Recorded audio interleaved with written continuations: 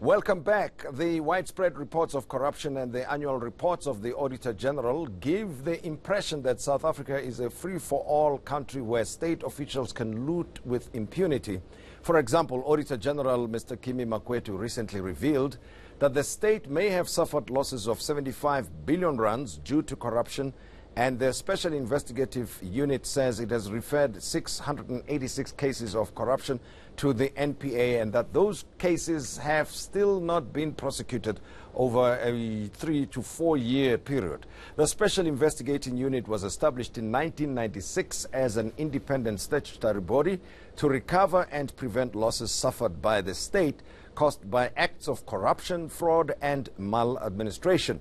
The entity reports to Parliament and the President. The head of the Special Investigative Unit is Advocate Andy Mothibi, who joins me to discuss the work of the SIU and their issues and all kinds of stories that come from the SIU. Andy, pleasure to catch up with you, sir. No, thank you.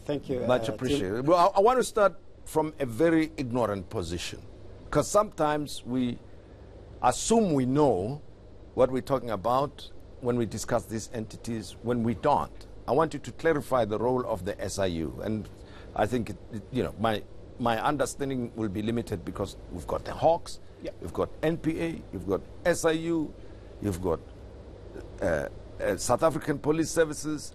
Who's who in the zoo when it comes to fighting crimes and corruption? Right. No, Tim, thank you very much for the opportunity that you have given us to come and interact on our institution, Special Investigating Unit. The Special Investigating Unit was formed by a legislation, a law of Parliament, Special Investigating Units and Special Tribunals Act, number 74 of 1996. So as you can see that it was formed a mere 2 years into the new democracy that we've achieved in 1994. This should tell you that the new government, the democratic government that was established, had as part of its objectives to uphold the principles of good governance, the principles of good administration and good practice. If you look further on the founding legislation of all the legislations, I would say, which is the Constitution of the country, Section 195, which stipulates the principles of good governance. So the government then established the Special Investigating Unit, as you correctly indicated when we started, that it was established to fight or investigate the maladministration, malpractice, and we do, yes, investigate acts of corruption in state institutions. But as people would always say that we focus on the state when it comes to corruption, I would like to dispel that myth now, that we also investigate those private sector companies that would be involved in any irregularities doing government business. Okay. So this unit is then established within what you were saying, Hawks, NPA, and so on. If you read the National Development Plan, our government has adopted a multi-agency approach in terms of law enforcement, in particular fighting corruption. So we do work together. Let me interrupt you right there, because most of the time, whenever we hear of allegations of wrongdoing, of corruption specifically, we hear more about the Hawks, and people say, well, report at the nearest police station, which implies that the South African Police Services are also there to play a role of combating corruption and not the SIU. Can a member of the public just go to any office of SIU to report a case against whatever government entity or individual? Yes, indeed. Thank you for that question. In fact, you've preempted what we were going to indicate probably at the end, that we do have a footprint across the country in all the provinces where members of the public can walk in and submit and report acts of corruption. But as a member of the public, sorry, we'll get the details, yes. right? What is it that would help me make up my mind to go to the SIU instead of the Hawks or instead of the South African Police Services?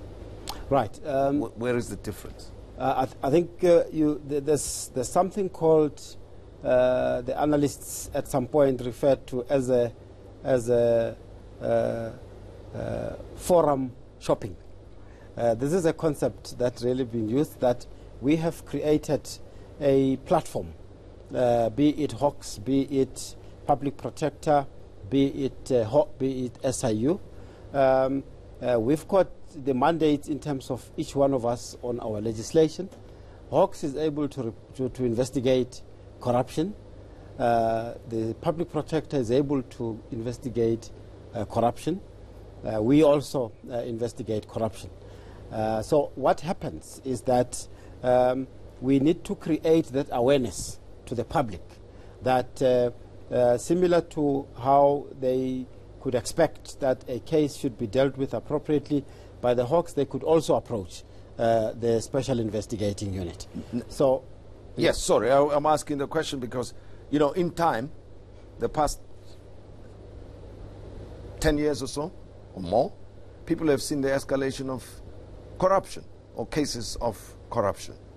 And they wonder, is it because we do not have, we've got so many agencies, that where are they that we have seen the rise of corruption to this extent? Now we even have added with commissions now. We had to wait for the Zondo Commission. We have to wait for the Nugent Commission. We've got to wait for a variety of other commissions. In the meantime, we've got these agencies. And I know in the case of the SIUs, I've seen in the past that the President would now and again come up with signed proclamations and say, I've ordered the Special Investigations Unit to investigate. And we wonder what happens to those cases, because you will hear at the time of the proclamations, but you don't hear anything in time or, you know, over a period of time. Right. When a member of the public reports a corruption matter to the Special Investigating Unit, whistleblowers or even state departments themselves, what we do is that we do assess those allegations and ensure that they fall within our scope of the legislation. And we then, if we are satisfied that it falls within the scope, we do then prepare the documentation that would be in the format of a proclamation, and that goes in terms of the process. The Minister of Justice signs off, and then it goes to the President. We only kick off our formal investigations based on the proclamations that are signed by the President. So you are right that the President gives us the authorization to investigate. The point that you have picked on is an accurate observation that we have also observed that the public needed to be informed in terms of what happens ultimately after the investigations. The proclamations would be published. It's a public document. It's gazetted.